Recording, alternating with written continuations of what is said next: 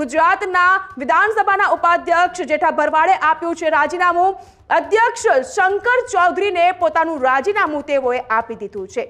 સામાજિક રાજકીય કાર્યોમાં સતત વ્યસ્ત હોવાના કારણે તેઓએ રાજીનામું સોંપ્યું હોવાની વિગતોએ હાલ તો ચર્ચાનો માહોલ ગરમ કરી દીધો છે। પંચમહાલ શહેરના ધારાસભ્ય છે જેઠા ભરવાડ વિધાનસભાના ઉપાધ્યક્ષ પદ પરથી તેઓએ રાજીનામું ધરી દીધું છે। ટૂંક સમયમાં ઉપાધ્યક્ષના પદ પર તેઓ નિમણૂક થશે તેવી વાત પણ સામે આવી છે। એટલે કહી શકાય કે ધારાસભ્ય જેઠા ભરવાડ દ્વારા વિધાનસભાના અધ્યક્ષ શંકર ચૌધરીને રાજીનામું ધરી દીધું છે અને આ એક્સક્લુઝિવ તસવીરો આપ જોઈ રહ્યા છો ન્યૂઝ રૂમ ગુજરાતની ટીવી સ્ક્રીન ઉપર।